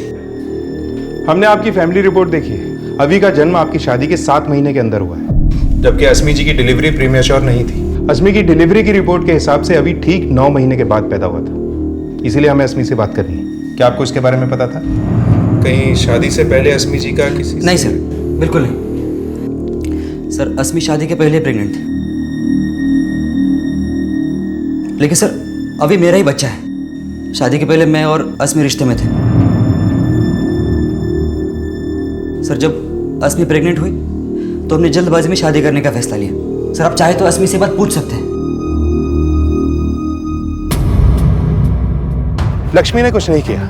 अस्मी जी का भी कोई अफेयर नहीं था और शशांक भी साफ है। कहीं ऐसा तो नहीं कि हम गलत जगह पे इन्वेस्टिगेशन कर रहे हैं? हम घर के बाहर ढूंढ रहे हैं और मुजरिम घर के अंदर ही हुआ तो? आस पड़ोस वालों से पूछताछ करें, घर वालों के बारे में, खास तौर पे पति पत्नी के बारे में। कोई सुराग तो मिलेगा। Okay sir. पारिवारिक रिश्ते जो एक नजर में तो बिल्कुल सटीक दिखाई पड़ते हैं, लेकिन कभी कभी हम उनके पीछे छुपी भावनाओं को समझ नहीं पाते हैं, और अक्सर यही भावनाएं हमारे अंदर अपना घर बना लेती हैं। शशांक के घर के बाहर के सभी लोग अब शक के दायरे से बाहर थे, क्योंकि पुलिस को किसी के भी पास जुर्म का कोई ठोस कारण नहीं मिला था। इसलिए अब घर वाले शक के दायरे में थे, लेकिन घर का कोई बंधियाकरण यानी कि कैस्ट्रेशन जैसा क्रूर काम क्यों करेगा? आस पड़ोस के लोगों से तो यही पता चल रहा था कि शशांक का परिवार एक हंसता खेलता परिवार है और पति पत्नी भी बच्चे से बेहद प्यार करते हैं। लेकिन तभी पुलिस के सामने एक और नजरिया आया। सर वैसे तो उन दोनों के बीच में कोई प्रॉब्लम नहीं था। इसके अलावा और कुछ कभी बताया उसने अपनी शादी के बारे में? कुछ खास नहीं सर, बस उसे थोड़ा पैसे का प्रॉब्लम था। उसने शादी भी जल्दी कर ली थी और बच्चा भी। हर महीने किसी न किसी से वो उधार मांगता रहता था। पिछले हफ्ते मेरे से 10,000 रुपये लिए हैं। काफ़ी स्ट्रेस में था वो।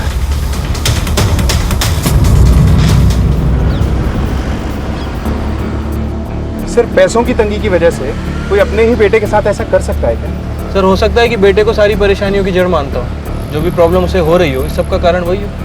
नहीं, ऐसा होता तो बच्चे को जान से मारता। ये रीजन नहीं हो सकता। लेकिन जब तक असली रीजन नहीं मिल जाता, शशांक पर नजर बनाए रखो और पता करो कि वारदात वाले दिन वो ऑफिस में था या नहीं। ठीक है सर। इंस्पेक्टर साहब, आप मुझ पे शक कर रहे हैं? मैं भला अपने बेटे के साथ ऐसा कैसे कर सकता हूँ? ये तो आप ही बताएंगे। अगर आपने कुछ नहीं किया तो झूठ क्यों बोला कि वारदात के वक्त तो आप ऑफिस में थे? मतलब कि आप फैक्ट्री गए ही नहीं थे। देखिए, आपका बेटा एडमिट है, इसलिए शराफत से बैठा के पूछताछ कर रहे हैं, वरना हमारे तरीके तो सुने ही होंगे आपने। मैं उस दिन फैक्ट्री नहीं गया था। तो कहाँ गए थे? सर मैं और एक जॉब करता हूँ। अभी एक और जॉब कहाँ से आ गई? पहले क्यों नहीं बताया? असल में बताने लायक कुछ है ही नहीं सर। सर मैं कैब चलाता हूँ। गारमेंट कंपनी में जब छुट्टी होती है तब सैटरडे और संडे को भी। सर आप चाहिए तो मेरी कार कंपनी से डिटेल्स निकाल सकते हैं। सर कैब चलाकर मैं कुछ ज़्यादा पैसे कमाना चाहता था ताकि अपने परिवार की परवरिश कर सकूं। लेकिन सर मेरे बच्चे ने किसी का क्या बिगाड़ा था? सर इंस्पेक्टर साहब, जिसने भी मेरे बच्चे के साथ ये किया ना, आप उसको छोड़ेगा नहीं। लेकिन है कोई घर का ही, क्योंकि बाहर से कोई अंदर नहीं आया। लेकिन सर अगर शशांक ने नहीं किया तो उसके अलावा घर में केवल 2 ही लोग बचते हैं, अश्मी और लेखा। लेकिन सर वो दोनों ऐसा क्यों करेंगे? इन दोनों के पास क्या मोटिव हो सकता है? यही तो पता लगाना है। वो कैंची, उसकी फोरेंसिक रिपोर्ट आई? अभी नहीं सर, 48 घंटों में आ जाएगी। लेकिन हम इतना इंतजार नहीं कर सकते। अगर ये कांड घर में से ही किसी ने किया है तो बच्चे की जान को अब भी खतरा हो सकता है। एक कांस्टेबल हर वक्त हॉस्पिटल में तैनात रखो, आईसीयू के बाहर। तब तक इस सास और बहू से बात करते हैं। देखना, कोई इतनी नन्ही सी जान के साथ ऐसे कैसे कर सकता है? अस्मी जी, मुझे आपसे कुछ बात करनी है। अस्मी बेटा, तुम इंस्पेक्टर साहब से बात कर लो। अभी को मैं देखता हूँ बेटा। जाओ बेटा। आई।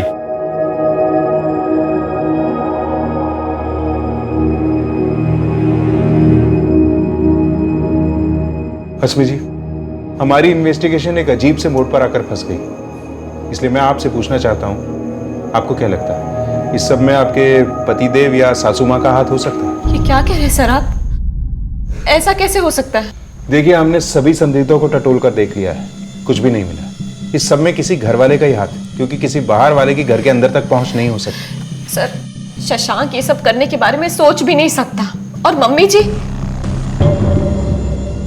साहब, मेरा बेटा और बहू तो जान छिड़कते हैं अभी पर, वो दोनों ऐसा कुछ नहीं कर सकते साहब। लेखा जी, ठीक से याद करके बताइए, हो सकता है कि आप हमारी कुछ मदद कर सकती हैं। अभी के जन्म के बाद आपके बेटे और बहू में कुछ बदलाव आया? सर, वो मम्मी जी अभी के जन्म से पहले बहुत खुश थी। शशांक के ना होने पर हमेशा पास में रहती थी, मेरा अभी का बहुत ध्यान रखती थी।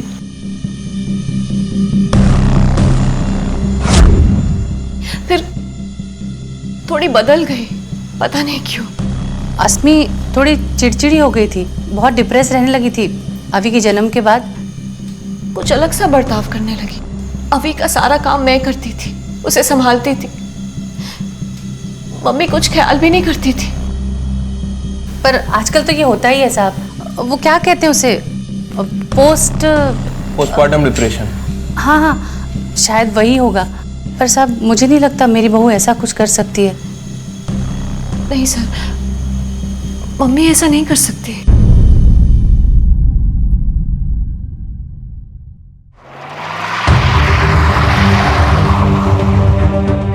सर, रश्मि और लेखा, इन दोनों में से कोई भी शशांक के ऊपर उंगली नहीं उठा रहा है। लेकिन कोई प्रॉब्लम तो है, क्योंकि दोनों में से कोई भी एक दूसरे के प्रति शक जाहिर नहीं कर रहा है। सर, ऐसा भी हो सकता है कि बेटे और पति के प्यार में आकर ये दोनों शशांक के ऊपर आंख बंद करके भरोसा कर रहे हैं। सर, ठीक है, जाओ। शशांक सच बोल रहा था। वारदात के वक्त वो कैब चला रहा था, तब ये अस्मी ने उसे फोन भी किया था। अब देखते हैं कि ये शशांक साहब किससे ज्यादा प्यार करते हैं और क्यों।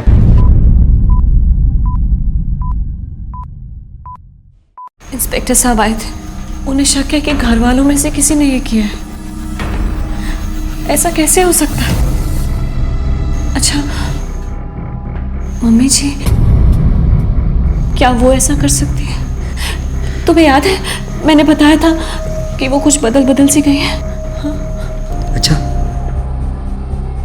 वो भी तुम्हारे बारे में कुछ ऐसी बातें कर रही थी। जब से अभी पैदा हो तुम कुछ बहक सी गई हो। अस्मी, अगर माँ की ये बात मैं मान नहीं सकता तो तुम मेरी माँ के बारे में ऐसे कैसे बात कर सकती हो? वो मुझे दोष दे रही थी। और तुम भी तो मुझे दोष दे रही हो। तुम मुझ पर इल्जाम कैसे लगा सकती हो बहू? मम्मी जी, आप सच में बदल गई है। पहले तो बहुत ध्यान रखती थी हमारा, अब आपको प्रॉब्लम है ना हमसे, तभी ऐसे बर्ताव कर रही है हमारे साथ। हाँ? एक मिनट, क्या लगा रखा है? हॉस्पिटल है, तमीज से रहिए। डॉक्टर साहब, अभी कैसा है? अस्मी जी, जब तक वो यूरिनेट नहीं करता हम कुछ नहीं कर सकते। उसकी ज़िंदगी अब भी खतरे में है। हालांकि उसकी सेहत पहले से काफ़ी बेहतर है, पर हमें कंप्लीट रिकवरी के लिए वेट करना होगा। आपको क्या लगता है दोनों में से कौन हो सकता है? सर, आप प्लीज़ मुझे और मेरे फैमिली को बख्श दीजिए। सर, वो टेंशन में आकर एक दूसरे पे इल्ज़ाम लगा रही है। देखिए, मैं जानता हूं कि इन दोनों के अलावा और कोई नहीं हो सकता है। और सर, मैं ये भी जानता हूँ कि इन दोनों में से किसी ने भी नहीं किया है सर। एक तरफ मेरे बच्चे की माँ है और सर दूसरी तरफ मेरी अपनी माँ है सर, वो दोनों ऐसे सोच भी नहीं सकते। दो ही संदिग्ध बचे थे और सर दोनों के ऊपर आरोप लगाने के लिए हमारे पास जुर्म की कोई सॉलिड वजह नहीं है। ऐसा कुछ भी करने के लिए वजह काफी स्ट्रांग होनी चाहिए। क्या वजह हो सकती है? हमने जो साइकोलॉजिकल रूपरेखा तैयार करवाई थी उसकी रिपोर्ट मंगवाओ। तब तक इस अजिंक्य और हर्षिनी से दोबारा बातचीत करते हैं। ठीक है सर। ये क्या बोल रहे हैं आप? मम्मी और अश्मी? देखिए, हमारा यकीन कीजिए, घर के अंदर से इन दोनों के अलावा और कोई हो ही नहीं सकता। अच्छा, एक बात बताइए, क्या आप दोनों ने इन लोगों में कभी कोई अजीब बात नोटिस की थी? सर, कुछ ज़्यादा तो नहीं, लेकिन आसमी कभी कभी कहती थी कि मम्मी जी आजकल थोड़ी अलग सी हो गई है। मैंने कुछ ज़्यादा ध्यान नहीं दिया क्योंकि हमारे घर में इतने प्रॉब्लम्स हैं, दूसरों की परेशानियां कहाँ देखेंगे। जिन दूसरों की बातें आप कर रही हैं वो आपके घर वाले हैं। शादी शशांक की हुई थी, शिफ्ट उसे होना चाहिए था, लेकिन हो गए आप लोग। ऐसा क्यों? सर, वो मम्मी जी ने घर थोड़ा धार्मिक बना के रखा था और इनको कभी कभी नॉनवेज खाने का और शराब पीने का शौक है। हमें पता था कि मम्मी जी को ये सब बिल्कुल पसंद नहीं आएगा, इसलिए वो कुछ बोले इससे पहले ही हम लोग अलग हो गए। जैसे ही शशांक की शादी हुई हमें बहाना मिल गया, क्योंकि मैं ये सब करता था, अगर मम्मी को पता चलता तो उनके धार्मिक घर में दाग लग जाता। और वैसे भी इसमें गलत क्या है? आखिरकार संदिग्धों की गिनती 2 तक आ पहुंची, लेकिन उनके खिलाफ कोई भी ठोस सबूत नहीं थे। बच्चे की हेल्थ में अब सुधार हो रहा था और अब वो खतरे से बाहर था। लेकिन इस एक हादसे ने जैसे परिवार को तोड़ कर रख दिया था। एक हंसता खेलता परिवार ऐसे घिनौने अपराध का शिकार बना कि उनकी जिंदगी एक अलग ही मोड़ पर चली गई। अब आपका बच्चा बिल्कुल ठीक है, आप इसे घर ले जा सकते हैं। Thank you doctor. नहीं, मैं उस घर नहीं जा सकती। मम्मी जी है वहां पर। जब तक मम्मी जी है उस घर में, मेरा अभी सेफ नहीं है। मैं नहीं जा सकती। मैं अपने मम्मी पापा के साथ जा रही हूँ। अस्मी तुम क्या बात कर रही हो? मम्मी जी को अजिंक्य भैया के साथ भेजेंगे, तभी मैं आऊंगी। अस्मी, मम्मी हमारे साथ रहेगी। तुम्हारा दिमाग खराब हो गया? आप मम्मी के ऊपर शक कर रहे हैं? अभी उनका पोता है। नहीं, मैं नहीं रह सकती उस घर में। मैं जा रही हूँ। मैं अपने मम्मी पापा के साथ जा रही हूँ। सॉरी। शशांक बेटा, ये जगह इन सब बातों के लिए ठीक नहीं है। जाने दे उसे, सब ठीक हो जाएगा धीरे धीरे। चल हम सब घर चलते हैं, सब ठीक हो जाएगा बेटा। सर, अभी को डिस्चार्ज कर दिया गया है। अस्मी उसे लेकर घर जा रही है। ठीक है, बच्चे और माँ बाप पे चौकन्नी नजर रखो। लेकिन अचानक अस्मी को अपनी सास पे इतना गहरा शक कैसे हो? नजर रखो उसमें। ठीक है सर। सर, वो कैंची की फॉरेंसिक रिपोर्ट आ गई है। रिपोर्ट के मुताबिक कैंची पर दोनों ही औरतों के फिंगरप्रिंट है। जाहिर सी बात है, दोनों ही उसे यूज करती होंगी। ये तो पक्का है कि बाहर का कोई नहीं था। अपराधी इन दोनों में से कोई एक है। लेकिन सबूत हमारे पास किसी के भी खिलाफ नहीं। सर, एक चीज और है जिस पर हमने गौर नहीं किया। सर, हो सकता है कि शशांक और लेखा ये दोनों आपस में मिले हों, और हो सकता है कि हमें गुमराह करने की कोशिश भी कर रहे हैं। सर, माना कि उस दिन शशांक घर पर नहीं था, लेकिन ये हो सकता है कि अपनी माँ से बोलकर उसने कांड करवाया। हो तो सकता है।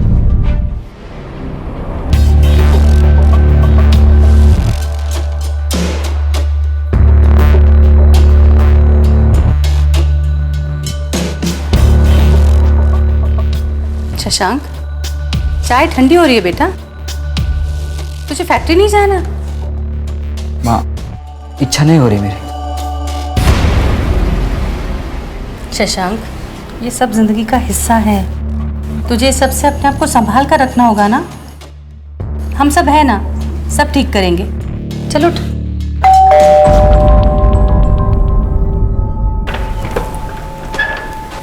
Inspector sir. अभी कैसा है? सर, अभी अब ठीक है। मैं उन्हें जल्द से जल्द घर ले आऊंगा।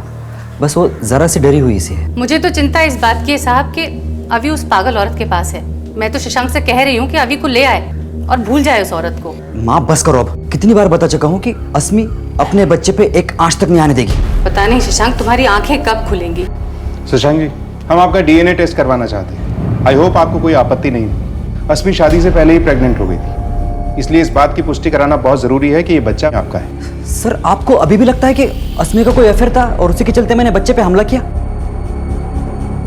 सर, आप ये बात तो खुद चेक कर चुके हैं कि उस दिन मैं कहां पर था। ऐसा भी तो हो सकता है कि आपने किसी और की मदद ली हो ये करने में। सर, आप डीएनए टेस्ट करवाइए। गुड, मैं आज ही हॉस्पिटल से किसी को भिजवा देता हूँ।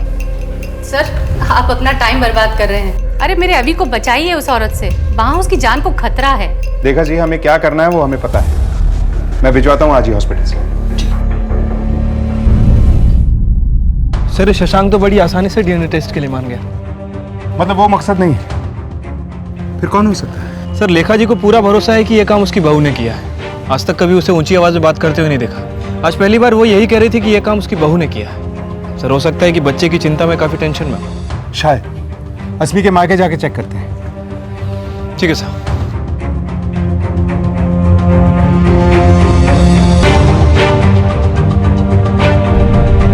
मैं जितना ही इस बारे में सोचती हूँ, उतना ही मेरा फैसला पक्का होता जाता है। मम्मी जी के रहते हुए अभी वहाँ सुरक्षित नहीं है। आपकी मम्मी जी भी बिल्कुल ऐसा ही बोलती हैं। वो तो कहेंगी ही, लेकिन अभी वहाँ सेफ नहीं है, ये आप लोग भी जानते हैं। और हम भी इस बात का ध्यान रखें कि आपका बेटा पूरी तरह से सुरक्षित रहे। आप कहना क्या चाहते हैं? अभी को मुझसे खतरा है। सबके लिए वजह ढूंढी है ना आपने, मेरे लिए भी ढूंढी होगी। बता दीजिए। गुस्सा, नाराजगी, बच्चे की वजह से आपको शादी करनी पड़ी, अपना करियर, अपनी लाइफ छोड़कर। तो इस बात का तो गुस्सा होगा ना आपको बच्चे पर। आप ये बातें पहले भी पूछ चुके हैं ना मुझसे, और मेरा जवाब जानते हैं। लेकिन इस बार तो इस मौके का फायदा उठाकर आप अपनी शादी से भी बहुत दूर निकल आई। सर, मैं शशांक से प्यार करती हूँ, बहुत प्यार। ये सब करते हुए मुझे कोई खुशी महसूस नहीं हो रही, लेकिन बस कैसे भी करके हमारे प्यार की निशानी को बचाना चाहती हूँ। कोई आँच ना आए, बस ये चाहती हूँ। मैं आपकी बात समझता हूँ, लेकिन लेखा जी का मकसद फिलहाल साफ नहीं हो पा रहा है। हो सकता है उन्हें इस बात का शक है कि यह बच्चा आपके किसी अफेयर का है, शशांक का नहीं। ऐसा कैसे हो सकता है सर? हमने तो मम्मी जी को कुछ बताया ही नहीं था। उन्हें बस इतना पता था कि मेरी प्री मैच्योर डिलीवरी है, और कुछ नहीं। मैंने और शशांक ने किसी को भी ये बात नहीं बताई थी, और खासकर मम्मी जी को, क्योंकि सर उन्हें ये सब चीजें धर्म के खिलाफ लगती हैं। अस्मी और लेखा जी के बीच में पुलिस गोल गोल घूम रही थी। बहुत अफसोस की बात है, लेकिन एक हत्या के पीछे का मकसद शायद आसानी से पता लगाया जा सकता है, लेकिन बंधीकरण यानी कि कैस्ट्रेशन जैसे मनोवैज्ञानिक अपराध की वजह ढूंढना बहुत मुश्किल है। वैसे तो दो सस्पेक्ट्स के बीच में यह केस बड़ी आसानी से सुलझना चाहिए था, लेकिन हर कड़ी के साथ यह केस और उलझता जा रहा था। और तभी पुलिस को साइकोलॉजिकल प्रोफाइलिंग, जिससे कि अपराधी की मानसिक रूपरेखा तैयार की गई, उससे कुछ उम्मीद मिली। सर, इस तरह के अपराधों में मन के अंदर बसा हुआ गहरा क्रोध या नाराजगी बहुत अहम होती है। ये एक दबे हुए भाव की तरह होता है जो वक्त के साथ उभरता है और गहरा होता जाता है, लेकिन जब ये बाहर आ जाता है तब आप अपना आपा खो बैठते हैं।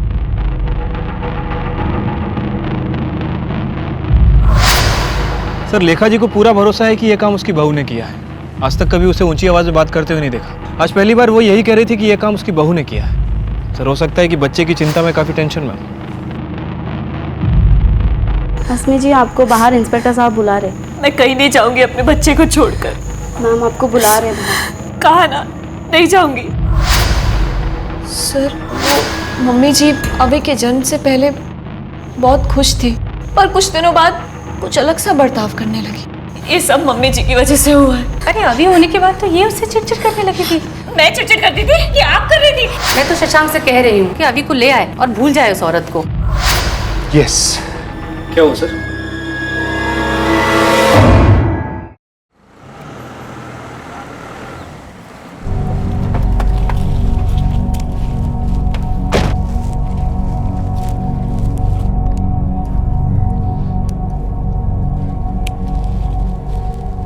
लेखा जी, नमस्कार। नमस्कार।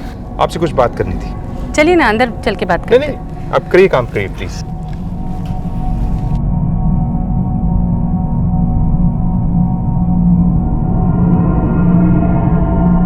खराब पत्ते काट रही हैं आप शायद। जी। आपको पता था कि आपकी बहू शादी से पहले ही प्रेग्नेंट थी? नहीं। अरे, आपके लिए तो ये बहुत चौंकाने वाली खबर रही होगी जब आपने पहली बार ये सुना होगा। लेखा जी, आप बहुत धीरज और हिम्मत वाली हैं। आपकी जगह अगर कोई और होता ना तो अपना आपा खो बैठता। वो तो है। अरे, सरासर गलत बात है ये। पाप है। समाज ऐसे बच्चे को स्वीकार करेगा? परिवार के नाम का क्या होगा? और आप, अरे समाज को क्या जवाब देंगे आप? और आपकी आंखों के आगे पनपता रहेगा ये पाप। पाप तो है, और हमारी धार्मिक अस्मिताओं के भी खिलाफ है, हमारे सम्मान के खिलाफ है, किसी की भी सहनशीलता के परे है। अधर्म है ये। सरासर अधर्म है साहब। हाँ, और ऐसे घर में जिसे आपने इतने बरसों से इतना पवित्र रखा, अचानक एक बच्चा आता है और सब कुछ बर्बाद। इसीलिए तो शुद्ध कर दिया उसका लिंक काट कर। मेरे बेटे और बहू ने तो मुझे बताया भी नहीं कि बहू शादी से पहले से प्रेग्नेंट थी। 15 दिनों में उन्होंने मुझे ये खुशखबरी सुना दी।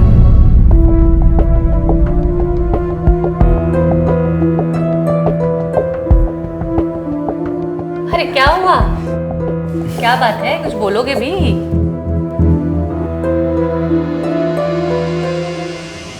मम्मी जी, बोलो। आप दादी बनने वाले। मुझे तो शक भी नहीं हुआ साहब, मैं बहुत खुश थी, बहुत ध्यान रखती थी अपनी बहू का। पर उस दिन जब मैं उसे रेगुलर चेकअप कराने डॉक्टर के पास लेकर गई, तब मुझे पता चला। डॉक्टर, बहू और बच्चा सब ठीक तो है ना? हाँ बिल्कुल ठीक है। ये देखिए उनकी रिपोर्ट।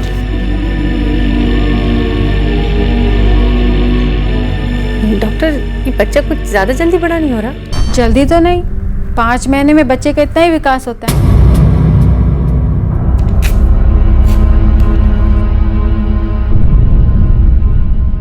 ये लीजिए, सेकेंड ट्राइमेस्टर में ये गोली लेना बहुत ज़रूरी है। गलती से भी मत भूलना और अपनी सेहत का ज़्यादा अच्छा ख्याल रखिएगा।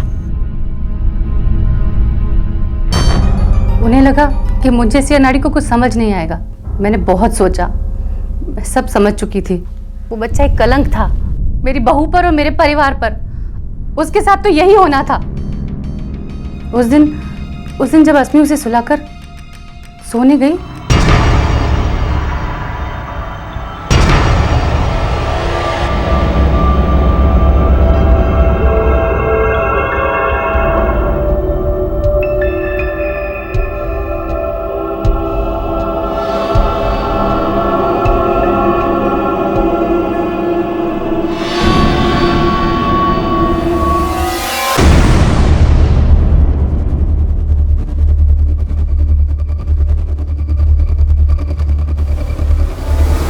शुद्ध करना जरूरी था ताकि उसमें से उस पापी औरत का खून निकल जाए। और तुम्हारा बेटा, ये बच्चा उसका भी तो था। तो संयम रखना औरत की जिम्मेदारी है, और शादी से पहले शारीरिक संबंध रखना हमारे धर्मशास्त्रों के खिलाफ है। लेकिन उसके बाद इन दोनों ने शादी की। आप नहीं समझोगे इंस्पेक्टर, पाप तो पाप ही होता है ना। धर्म और शास्त्र की इस अजीब व्याख्या का हर्जाना एक नन्ही सी जान को भुगतना पड़ा। और बड़े दुख की बात है कि एक औरत होकर भी लेखा जी अस्मी के बारे में ऐसे ख्याल रखती थी। और उससे भी ज्यादा दुख की बात यह है कि उन्हें अपने पोते से जरा भी लगाव नहीं था। उस बच्चे की गलती सिर्फ इतनी सी थी कि वो उनकी मर्यादा के दायरे के अंदर पैदा नहीं हुआ था। लेकिन ये दायरे बनाने का हक हमें देता कौन है? और इन सब बातों में उस नन्ही सी जान अभी का क्या दोष था? दादी और पोते के अटूट रिश्ते पर यह किस्सा हमेशा के लिए एक काला अध्याय बनकर रहेगा। अस्मी, मुझे माफ कर दो।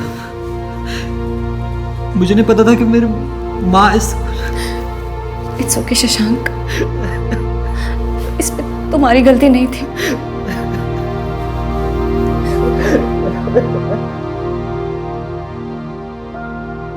गुस्सा, प्यार, नफरत, जरूरत से ज्यादा कोई भी चीज अपराध को जन्म देती है। और इस अपराध की वजह लेखा जी के अंदर पनप रहा द्वेष ही था। ईश्वर और धर्म में अटूट श्रद्धा रखना गलत नहीं है, लेकिन फिर कौन सा धर्म और ईश्वर एक मासूम बच्चे पर इस तरह के अपराध को सही साबित कर सकता है? तब कहां जाता है भगवान का डर? धर्म के नाम पर हम कब तक ऐसी क्रूरता करते रहेंगे? कब अंधविश्वास के खिलाफ हमारी आंखें खुलेंगी और हम अपने बच्चों के लिए एक सुरक्षित दुनिया बना पाएंगे? इन सारे सवालों का जवाब हमें आज नहीं तो कल अपने आप को, अपने बच्चों को और अपने भगवान को देना होगा। इसी विचार के साथ अब मैं अनूप सोनी आपसे विदा लेता हूं। फिर मुलाकात होगी अगले एपिसोड में एक और चौंका देने वाले केस के साथ। तब तक अपना और अपने परिवार का ख्याल रखें और देखते रहें क्राइम पेट्रोल डायल 100। सबक एक को सीख हम सबको।